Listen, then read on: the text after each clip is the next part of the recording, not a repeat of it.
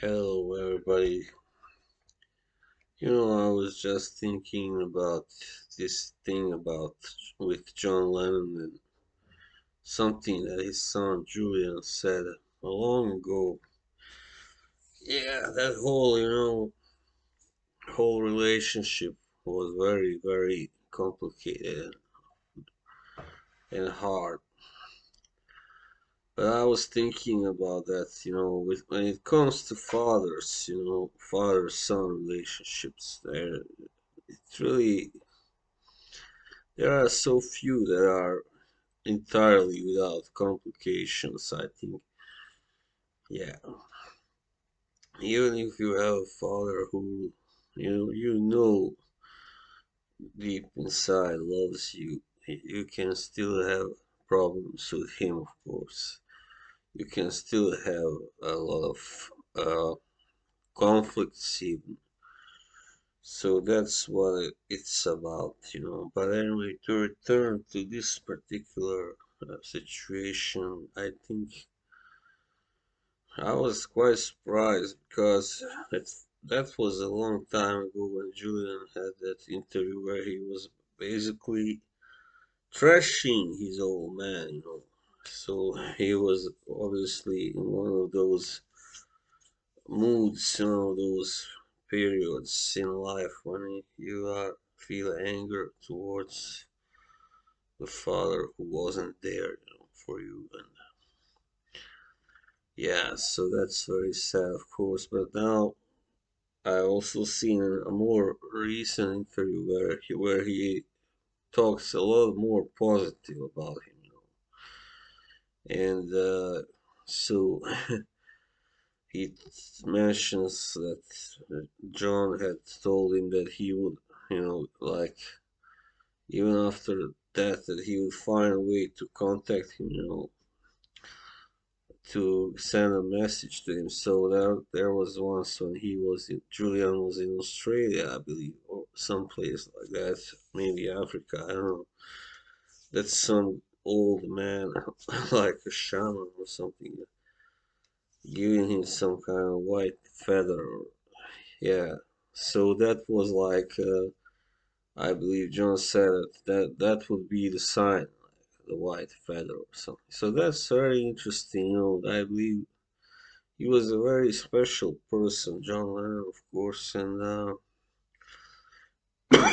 so you might wonder whether he was altogether of this earth, of this planet. He was really. I mean, both the songs he wrote and the way he was really up, pretty much ahead of his time, in many ways.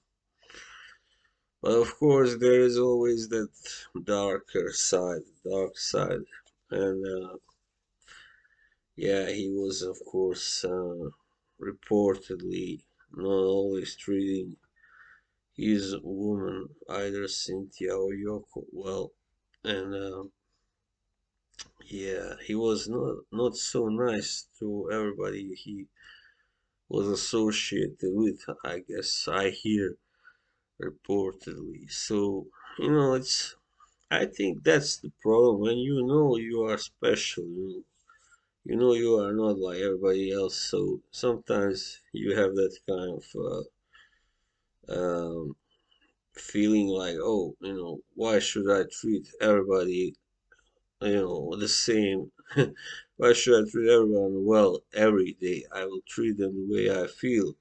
If I today don't like, don't fancy saying hello to them or being nice to them, I will not. So that's how I know that's how it works because you know I am pretty different myself. I'm not bragging, but this is true. I am pretty much. I'm not like an average Joe in every way. Anyway, I'm not saying I'm not comparing myself to John Lennon. God forbid. I don't have his talent, or anything like that. I'm not saying that. No. But still, in other things, it's about how you look at life and how you live. So that in that way, I'm pretty. I believe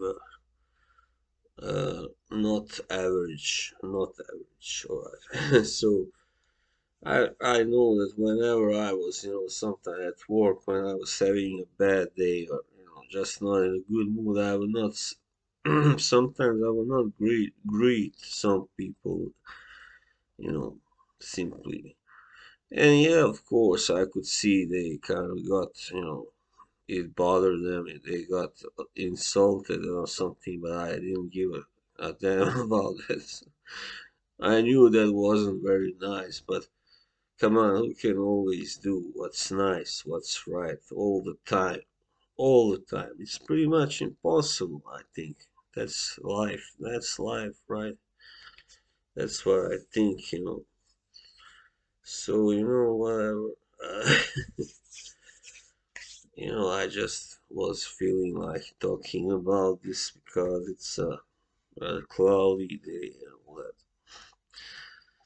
And to get back to Julian Lennon himself, yeah, it's not easy when you are like at an early age, very early age, you have to live without your father. And it wasn't until he was about 11, I believe, that John really reached out, and established some kind of relationship with him, sorry. And that was because actually that's interesting. That was when he split from Yoko in 1974, right? And that was his then lover, who was called Mai Pang, I believe, and she kind of talked him into it, or encouraged John to reach out, to establish a contact with Julian. So that's pretty interesting. It's like, Yoko didn't really fancy that, I believe, or she didn't encourage him in any way, obviously, to do that. So that's, and interestingly enough, Julian does not like Yoko. It's obvious. I have followed him on social medias, and I've seen he, of course, doesn't have a problem with Sean. That's his brother. They have a very good relationship. But with Yoko, he doesn't have a good relationship at all. That's what I know for a fact. So there has been some kind of ice front between them, and still is. And that's not so. I mean, it's not that surprising, given that Julian's mother was the one who was ditched in favor of Yoko, Cynthia, of course. So yeah, I mean, but still, I don't know. I didn't really like that interview where Julian was very down on his father because, yeah, you can see where he's coming from. You can see why. You can understand why he was doing that, being so negative. But I believe the only people who have the right to really judge a man, were those who spend their whole lives knowing them, like siblings or parents or best friends. I believe they are actually the only ones who have the right to do that because, you know, children can never really completely understand, actually. They can understand, they can know their parents well. Of course, they do usually, but they can never completely understand why they do certain things, or why they say certain things they do. All right, that's what I think. So, yeah, it's important to have that in mind. So, being a father, of course, and becoming a father when John Lennon became, at his age, he was 22 still. Right, right. So, he was 22 and a half. So, he didn't plan it. The worst of it, the worst of all, he didn't plan on becoming a father either. So that's the worst thing. It was like then, oh, I have to be, you know, a father to this child I never really wanted in the first place.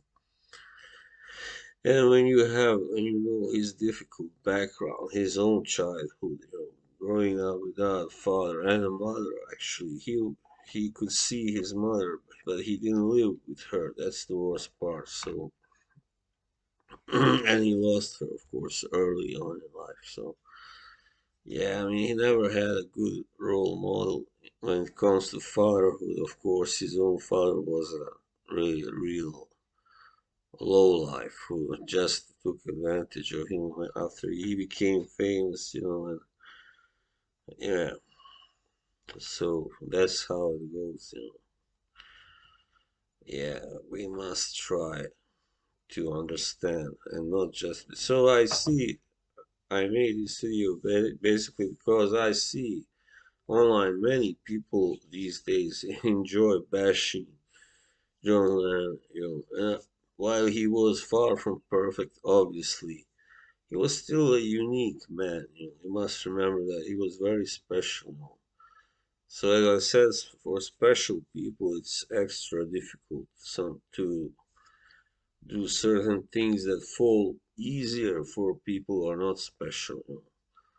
I believe that. So, in good way and in bad, for good and for worse, as they say. So I don't think it's all right to really judge. Of course, it's good. It's all right to point out all his mistakes and flaws, but to say, "Oh, he was an asshole, he was a jerk," I don't really, you know, support that. So, but of course, you do as you will. If you wanna hate him, you go ahead and hate him. But it will not make you like more right than people who love him, right? That's what I feel. So that I think was would be all for now. Thank you. So